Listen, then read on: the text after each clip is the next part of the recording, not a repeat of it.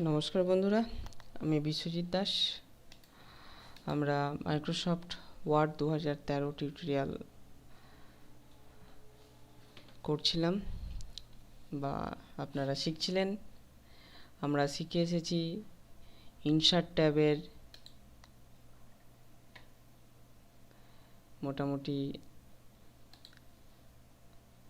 কিভাবে picture, table, shape, smart art নিয়ে কাজ করতে হয়। আজকে সপ্তম পর্ব।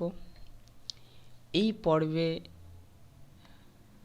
আমি হাইপারলিঙ্ক, বুকমার্ক এবং আদার্স যে সমস্ত টুলগুলি আছে সেই টুলগুলি নিয়ে কাজ দেখাবো। প্রথমে চলে আসি হাইপারলিঙ্ক। হাইপারলিঙ্ক হচ্ছে আপনি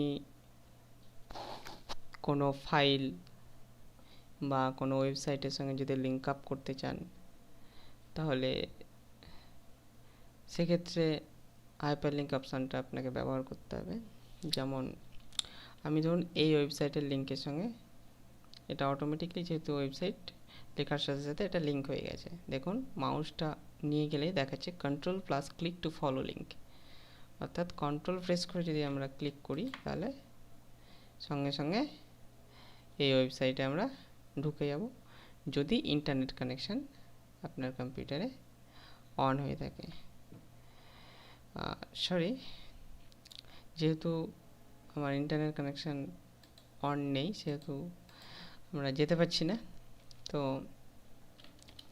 কিভাবে লিঙ্ক করতে হয়, আনএবল টু ওপেন। তো সেক্ষেত্রে যদি আপনি এইভাবে লিখে এন্টার প্রেস করেন তাহলে এটা অটোমেটিক্যালি দেখুন নিয়ে নিয়েছে, যেহেতু এটা একটা ওয়েবসাইটের লিঙ্ক। আর আপনি যদি শুধু এইভাবে লিখেন যে ভিজিট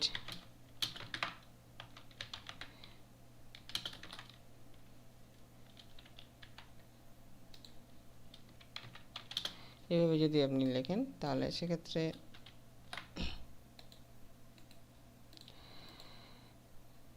আপনার এটার কোনো লিঙ্ক নেই। তাহলে লিঙ্ক করতে যদি চান এই লেখাটার সঙ্গে, তারপর এটাকে ধরুন আমি বললাম click here to visit on the mental club আর ভিজিট, আচ্ছা থাকলো। তাহলে এখানে হাইপার লিঙ্কে ক্লিক করুন সিলেক্ট করে, বা যদি আপনি শুধু দ্য মেন্টাল ক্লাব বা শুধু ক্লিক হেয়ার কথাটার উপর যদি ক্লিক করলে কাজ হবে এরকমটা করতে চান তাহলে শুধু এটুকু সিলেক্ট করুন। আর যদি সম্পূর্ণ লেখাটার উপর ক্লিক করলে কাজ হবে সিলেক্ট করতে চান তাহলে সম্পূর্ণ লেখাটি সিলেক্ট করুন। হাইপার লিঙ্কে যান, হাইপার লিঙ্কে গিয়ে জাস্ট এখানে আপনি অ্যাড করে দিন HTTP, এস দেওয়ার দরকার নেই, জাস্ট club.com। ওকে, হয়ে গেছে। এবার মাউস নিয়ে গেলে দেখুন দেখাচ্ছে control plus click to follow the link. এবার কিবোর্ডে কন্ট্রোল কিটা প্রেস করুন, দেখুন আমার মাউস পয়েন্টারটা হ্যান্ড সাইন দেখাচ্ছে। যখন হ্যান্ড সাইন দেখাবে তখন আপনি ক্লিক করুন, এটি ওয়েবসাইটে ঢুকে যাবে যদি ইন্টারনেট অন থাকে। তাছাড়া যদি আপনি মনে করেন আপনার লোকাল পিসির কোনো পেজের সাথে লিঙ্ক করবেন, অথবা আনএবল টু ওপেন দেখাচ্ছে, অথবা কোনো লোকাল ফাইলের সাথে লিঙ্ক করবেন, সেক্ষেত্রেও আপনি করতে পারেন। ধরুন এটা একটা বায়োডাটা আমার, এই ফাইলটি এখানে ডেস্কটপে সেভ করা আছে। এটির নাম দিলাম বায়ো ডাটা। এটিকে বড় একটা সাইজ করে আমি সেভ দিলাম, সেভ বন্ধ করলাম। দেখুন আমার একটাই ওয়ার্ডের ফাইল ওপেন হয়ে আছে। আর যদি আমি মনে করি যে এখানে বায়োডাটা ফাইলটার সঙ্গে লিঙ্ক করব, তাহলে এখানে লিখলাম বায়োডাটা বা যে কোনো কথা আমি লিখতে পারি, সেটা কোনো ব্যাপার নয়। তো লিখলাম click here to read my biodata. এখানে ধরুন এটা দিলাম আমি, তাহলে এটাকে সিলেক্ট করুন, হাইপার লিঙ্কে যান, ফাইলটি কোথায় আছে, ফাইলটি আছে আমার ডেস্কটপে। অবশ্যই যেন এক্সিস্টিং ফাইল আর ওয়েব পেজ সিলেক্ট থাকে, এটা খেয়াল করে নেবেন। এখানে গিয়ে ডেস্কটপটা চুজ করুন। কি নাম ছিল ফাইলটির, biodata.docx। প্রসঙ্গত বলে রাখি যে docx হচ্ছে ওয়ার্ড ডকুমেন্টের এক্সটেনশন। যারা 2007 সালের আগের সফটওয়্যারে কাজ করেছে তারা এটা doc পেয়েছে .doc 2007 এবং তার পরবর্তী অর্থাৎ 2007, 10, 13 এই ভার্সনগুলিতে এটি docx হয়েছে। এটি হচ্ছে এক্সটেনশন নেম, অতিরিক্ত একটা নাম। আপনি যে নামটা দেবেন তার সঙ্গে এই নামটি ডিফল্টভাবে অ্যাড হবে আইডেন্টিফাই করার জন্য যে এই ফাইলটি একটি ওয়ার্ড ডকুমেন্ট বা ওয়ার্ডে তৈরি করা ফাইল, যার ফলে আপনি যখনই ফাইলটার উপর ডাবল ক্লিক করবেন সেই ফাইলটা তখন ওয়ার্ডে ওপেন হবে। তো যাই হোক, এটা দেওয়ার দায়িত্ব আপনার নয়, এটা কম্পিউটার নিজে নিজে দিয়ে দেবে। আপনাকে জাস্ট যে নামে সেভ করবেন সেই নামটি দিতে হয়। তো যাই হোক, আমাদের বায়োডাটা নামে সেভ ছিল। .docx হচ্ছে এক্সটেনশন নেম, এটা নিয়ে মাথা ঘামানোর কোনো দরকার নেই। জাস্ট ওকে করলাম। দেখুন এবার আমার এখানে দিয়ে দিয়েছে, সঙ্গে সঙ্গে আন্ডারলাইন হয়ে গেছে এবং মাউস নিয়ে গেলেই control+ click to follow link মেসেজটা দেখাচ্ছে। এবার কিবোর্ড থেকে কন্ট্রোল কিটা প্রেস করুন, দেখুন হ্যান্ড সাইন আসছে, তখন ক্লিক করুন। এবার একটা ওয়ার্নিং দিচ্ছে, আপনি যদি ইয়েস করেন, do you want to continue, yes, তাহলে এটা ওপেন হবে। দেখুন বায়োডাটাটা ওপেন হয়ে গেছে। তাহলে এটাই হচ্ছে আমার পদ্ধতি হাইপার লিঙ্ক করার। পরবর্তীতে চলে যাচ্ছি আমি। আচ্ছা, আমি এটা ওয়ার্ড ডকুমেন্টের সঙ্গে করলাম, আপনি কোনো ইমেজ বা অন্যান্য কোনো ফাইলের সঙ্গেও করতে পারেন, সেটা কোনো ব্যাপার নয়। এবার চলে যাচ্ছি হাইপার লিঙ্ক বুকমার্ক ক্রিয়েট করে কিভাবে একটা ইন্ডেক্স তৈরি করা যায়, সূচিপত্র তৈরি করা যায়। আমরা সূচিপত্র দেখি বইয়ে বা গল্প বইয়ে বা খাতায়, যে কোন গল্পটা কত নম্বর পেজে আছে শর্ট করে আমরা পেয়ে যাই সেটা। তাহলে ধরুন আমি লিখলাম ওয়ার্ড, তারপরে ধরুন লিখলাম এক্সেল, তারপরে ধরুন লিখলাম পাওয়ার পয়েন্ট,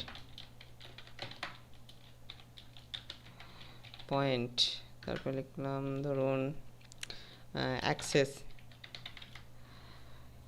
তো ধরুন ওয়ার্ডে ক্লিক করব, আমার ওয়ার্ডের এটা ধরুন একটা বই, এই বইয়ে ওয়ার্ড, এক্সেল, পাওয়ার পয়েন্ট সম্পর্কে লেখা আছে, কিন্তু কত পাতায় লেখা আছে আমি জানি না।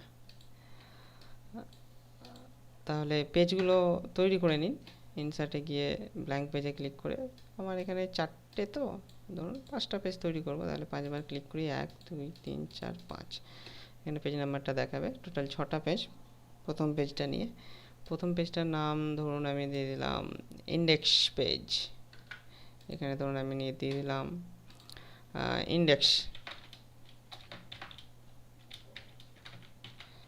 ইন্ডেক্স, এটাকে কালার দিয়ে দিলাম, ব্যাকগ্রাউন্ড কালার একটা দিয়ে দিলাম, এটা হচ্ছে ইন্ডেক্স। এবার ধরুন আপনি 2 নম্বর পেজে ওয়ার্ড সম্পর্কে কিছু লিখেছেন, তারপরে 3 নম্বর পেজে, পেজ নাম্বারটা এখানে দেখতে পাবেন আপনি কত নম্বর পেজে আছেন। তারপরে ধরুন 5 নম্বর পেজে পাওয়ার পয়েন্ট, তারপরে 6 নম্বর পেজে ধরুন অ্যাক্সেস। আচ্ছা, যদি পেজ নাম্বার দিতে চান সেক্ষেত্রে ইনসার্টে গিয়ে এই যে পেজ নাম্বার আছে, এটা আমি পরে দেখাতাম, যাই হোক এখনই দেখিয়ে দিই। পেজ নাম্বার আছে, টপ আপ পেজে দিতে চাইলে টপ মানে উপরে, বাটম মানে নিচে, মার্জিন মানে মার্জিনের মধ্যে, কারেন্ট পজিশন, কার্সার যেখানে থাকবে। আসলে আমরা টপটাই বেশিরভাগই ইউজ করি, আপনি টপটাই ইউজ করুন। টপে ক্লিক করলে মাউস নিয়ে গেলে একটা লিস্ট বেরোবে, এই লিস্ট থেকে আপনি চুজ করে নিন কী ধরনের পেজ নাম্বার আপনি দিতে চাইছেন। আমি একটু বড় ধরনেরই দিচ্ছি, এটা যাতে বুঝতে পারা যায়, দিলাম। ব্যাস, দেখুন পেজ নাম্বারগুলো আমার শো করছে কোনটা কত নম্বর পেজে আছে। তো যাই হোক, আমি পেজ নাম্বার ধরে ধরে এখন করব না, আমার 6টা পেজ ছিল, দেখুন 6টা পেজে দেখা যাচ্ছে পেজ নাম্বার। জাস্ট ওয়ার্ডে ক্লিক করলে ওয়ার্ডের পেজে চলে যাবে। এই জিনিসটা আমি করতে চাইছি, তখন আপনাকে বুকমার্কের সাহায্য নিতে হবে। তো আমার টার্গেট কি? টার্গেট হচ্ছে ওয়ার্ডে যাওয়া। পরের টার্গেট কি? পরের টার্গেট হচ্ছে এক্সেলের পেজে যাওয়া। তাহলে টার্গেট পার্ট, তার ডেস্টিনেশনটা আপনাকে আগে খুঁজতে হবে। তাহলে ডেস্টিনেশনগুলোকে আপনাকে বুকমার্ক করতে হবে, মার্ক করে করে রাখতে হবে। অর্থাৎ যেখানে যেতে চাইছি আমি সেই জায়গাগুলোকে আপনাকে মার্ক করে রাখতে হবে। ধরুন আপনি কলকাতা যাবেন, কলকাতা বলে জায়গা থাকবে তবে না আপনি যাবেন। কলকাতা কলকাতা বলে ধরুন জায়গাই নেই, তাহলে আপনি কীভাবে যাবেন? তাহলে সেক্ষেত্রে আগে কলকাতা জায়গাটা থাকতে হবে। তাহলে এটা হচ্ছে আমার কলকাতা জায়গাটা। তাহলে কলকাতা, দিল্লি, মুম্বাই একসঙ্গে তো সব জায়গায় যেতে পারবেন না। আপনি যেখানে যেখানে যাবেন সেই জায়গাগুলোকে মার্ক করে রাখতে পারেন আপনি। তাহলে বুকমার্ক হলো সেরকমই একটা জায়গা যেখানে আপনি জায়গাগুলোকে, যেখানে যেতে চাইছেন সেই জায়গাগুলোকে আপনি মার্ক করে রাখতে পারেন। ধরুন আপনি এই ওয়ার্ডের পেজে আসবেন, তাহলে বুকমার্কে গিয়ে এটাকে অ্যাড করে দিন, ওয়ার্ড অ্যাড করলাম। পরেরটা হচ্ছে এক্সেল, সিলেক্ট করুন, বুকমার্কে গিয়ে অন্য নামও দিতে পারেন, কিন্তু অবশ্যই স্পেস দেবেন না, স্পেস দিয়ে লিখবেন না, তাহলে দেখুন অ্যাড বাটনটা থাকবে না। পরেরটা হচ্ছে পাওয়ার পয়েন্ট, জাস্ট সিলেক্ট করুন। আপনি যদি সিলেক্ট না করেন, এখানে কার্সার রেখে করেন তবুও হবে, অসুবিধে নেই।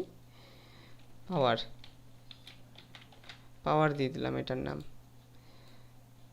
নেক্সট অ্যাক্সেস, সিলেক্ট করেও করতে পারেন, কার্সার রেখেও করতে পারেন। অ্যাক্সেস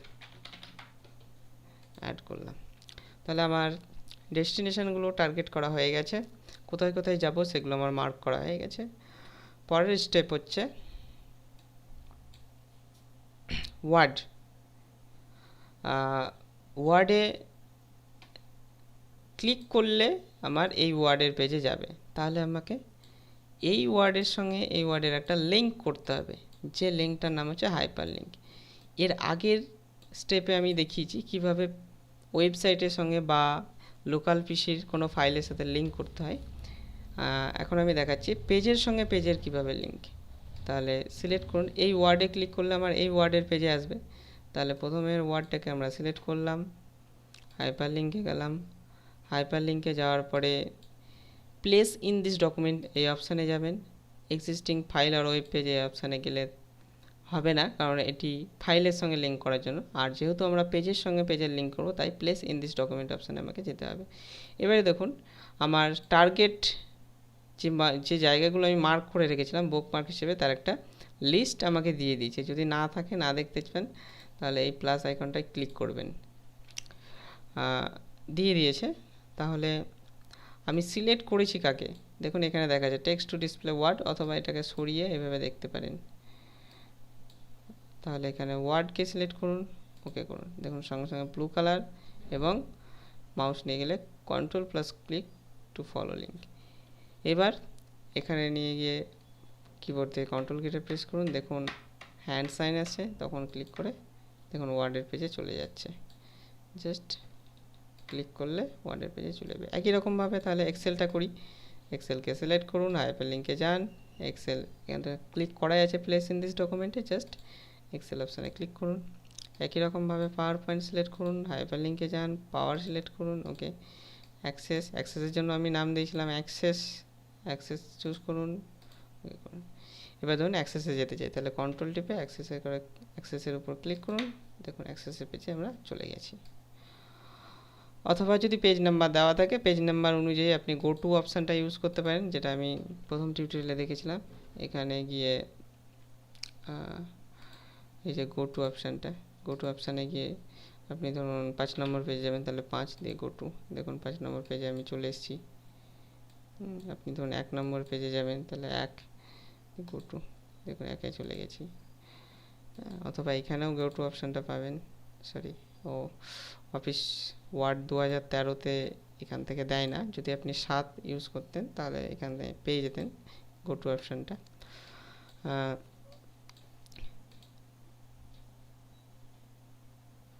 এখানে পেজ 1 যদি দিয়ে আসবে, না আসবে না, যাই হোক, এবার আরেকটা কি যেন বলবো ভাবছিলাম, সেটা হচ্ছে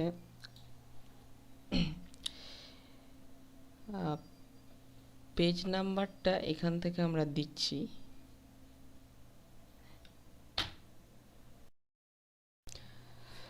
সরি পেজ নাম্বার নয়, যেটা বলবো ভাবছিলাম সেটা হচ্ছে গো টু অপশানটা আমরা কোথায় গিয়ে পাচ্ছি, হোমে গিয়ে এখান থেকে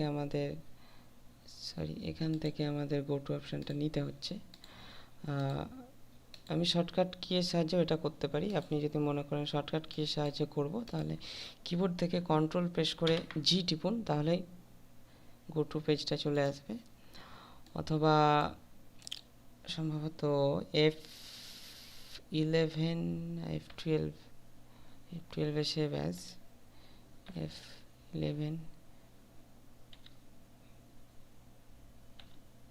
F5 A go to option আছে, অর্থাৎ কন্ট্রোল জি ইউজ করতে পারেন অথবা F5 কিটা কিবোর্ড থেকে প্রেস করতে পারেন, তাহলে সেই গো টু অপশানটা পেয়ে যাবেন আপনি। এছাড়াও কিবোর্ডে কিছু স্পেশাল কি আছে যার মাধ্যমে আপনি এই কাজগুলো করতে পারেন। ধরুন আপনি একদম পেজের শেষে যাবেন, তাহলে কন্ট্রোল প্রেস করে এন প্রেস করুন। একদম পেজের প্রথমে যাবেন, তাহলে কন্ট্রোল প্রেস করে হোম প্রেস করুন। যদি আপনি লাইনের শেষে যেতে চান, এখানে লাইনের প্রথমে আছে আমার, তাহলে শুধু এন প্রেস করুন। যদি লাইনের প্রথমে যেতে চান তাহলে শুধু হোম প্রেস করুন। আর পেজের শেষে যেতে চাইলে বললাম কন্ট্রোল এন্ড আর কন্ট্রোল হোম, এগুলোর মাধ্যমে আপনি যেতে পারেন। আচ্ছা, এর পরবর্তীতে চলে আসছি আমরা টেক্সট বক্স। আচ্ছা, পেজ নাম্বার তো আমি দেখিয়ে দিয়েছি। হেডার, ফুটার এগুলো করতে পারেন। হেডারে ক্লিক করলে চলে আসবে হেডার। এবার এখানে যেটা আপনি লিখবেন আর কি, সেটা সঙ্গে সঙ্গে প্রতিটা পেজের হেডিং হিসেবে থাকবে। অর্থাৎ আমরা দেখি যে কোনো বইয়ের নামটা প্রতিটা পেজের উপরে লেখা থাকে। ধরুন আমি এটা কম্পিউটারের বই বা ওয়ার্ড 2013, তাহলে সেক্ষেত্রে এভাবে লিখলাম, দেখুন, তাহলে প্রতিটা পেজে দেখুন এটা চলে এসছে। এটা গেল হেডার। একই রকমভাবে হেডারটা উপরে থাকে আর ফুটারটা নিচে থাকে। ফুটার আপনি ইউজ করতে পারেন, তাহলে সেটা নিচে আসবে। ধরুন আমি নিচে ওয়েবসাইটের নামটা দিয়ে দিচ্ছি, হ্যাঁ, ক্লোজ করে দিন। দেখুন প্রতিটা পেজে ওয়েবসাইটের নামটা আমার চলে এসেছে। তাহলে আশা করি বুঝতে পেরেছেন হেডার ফুটার। যদি আপনি রিমুভ করতে চান, ডবল ক্লিক করে এটাকে আপনি কাস্টমাইজ করতে পারেন। এখান থেকে বাড়ানো কমানো, অথবা ইনসার্টে গিয়ে হেডারে গিয়ে এডিট হেডার করতে পারেন, অথবা রিমুভ করার জন্য হেডারে গিয়ে রিমুভ হেডার করতে পারেন। এডিট হেডার করলে এখানে দেখুন ক্লোজ। এখানে এখন আপনি নিচে লিখতে পারবেন না, নিচে আসবে না। নিচে আনার জন্য, এই দাগের নিচে আনার জন্য আপনাকে ডবল ক্লিক করতে হবে অথবা ক্লোজ হেডার বাটনে ক্লিক করতে হবে। অনেক সময় অনেকে কী করে যে মনে করে যে আমি প্রথম থেকে লিখব, প্রথম থেকে লিখলে কাজ হবে না। এখানে ডবল ক্লিক করলেই হেডারটা চলে আসবে। কারণ অনেকে মনে করে আমি এই কোণা থেকেই লিখব, কারণ কি 1 ইঞ্চি করে জায়গা ছাড়া থাকে বাই ডিফল্ট। সেজন্য এই 1 ইঞ্চির মধ্যে আপনি লিখতে পারবেন না। লেফটে 1 ইঞ্চি, টপে 1 ইঞ্চি, রাইটে 1 ইঞ্চি এবং বটমে 1 ইঞ্চি করে জায়গা ছাড়া থাকে। এবং বাই ডিফল্ট টপে হেডার থাকে, সেজন্য হেডারটা অন হয়ে যায়। এবং বটমে আপনার ফুটার অপশান তো থাকে, তাই ফুটারটা অন হয়ে যায়। তো এই গেল হেডার আর ফুটার। আমরা রিমুভ করে দেব, দরকার নেই আমাদের। এখানে গিয়ে রিমুভ। একই রকমভাবে ফুটার, এটা পেজ নাম্বারটা তো দেখিয়েছি আর দেখাতে চাইছি না। টেক্সট বক্স, যদি কোনো একটা জায়গা ধরুন এর উপরে আমি লিখব, কিন্তু আমার তো এখানে হেডার আছে, আমার তো এখানে লেখা যাবে না, তাহলে সেক্ষেত্রে আমাকে টেক্সট বক্স নিয়ে কাজটা চালাতে পারি। এখানে এগুলো প্রিলোডেড, এগুলো নেওয়ার দরকার নেই। আপনি জাস্ট ড্র টেক্সট বক্সে ক্লিক করুন, দিয়ে যেখানে দরকার একটা বক্স করে নিন, এবার এখানে লিখে দিন।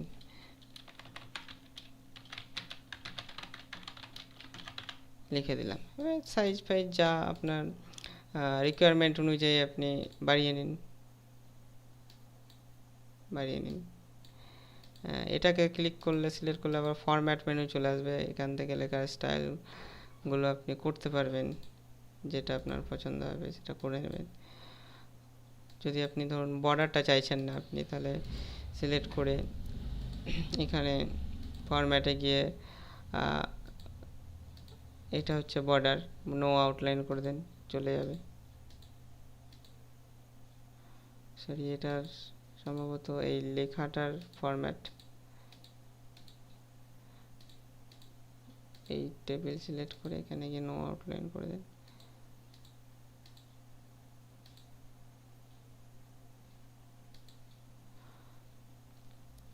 বা যদি না হয় সেক্ষেত্রে হোয়াইট করে দিতে পারেন। তো এটা যেহেতু কাজ করছে না, কাজ করছে অ্যাকচুয়ালি প্রিন্ট করার সময় আসবে না। আপনি যদি এটাকে প্রিন্ট করেন, এখানে যদি বর্ডারে গিয়ে নো আউটলাইন অপশানটা চুজ করেন, তাহলে প্রিন্ট করলে এটা আসবে না। দেখে নিই একবার প্রিন্ট প্রিভিউয়ে গিয়ে। না আসছে, এটা আসবে। তাহলে এটার অপশানটা, ও সরি, আমি ভুল জায়গা থেকে করছিলাম। এইটা সেভ আউটলাইন, নো আউটলাইন আমি করেছিলাম টেক্সটের, সরি, খুবই দুঃখিত। অ্যাকচুয়ালি একই রকম তো, এই জন্য। যাই হোক, এবারে আমরা চলে আসব, কুইক পার্স দরকার নেই, ওয়ার্ড আর্টে চলে আসছি আমরা। কুইক পার্সটা অটো টেক্সট করলে করা যায়, পরে দেখাবো আমি। যাই হোক, এবার চলে আসছি ওয়ার্ড আর্ট হচ্ছে, এটা খুব পছন্দ করে সবাই। যেমন স্টাইল আপনি চান সেই স্টাইলটা জাস্ট চুজ করুন। ইয়োর টেক্সট হেয়ার কথাটা মুছে দিন। এই রকম সিলেক্ট করা অবস্থায় যদি আপনি লিখতে শুরু করেন, তাহলে মোছার কোনো দরকার নেই, জাস্ট আপনি লিখতে শুরু করুন।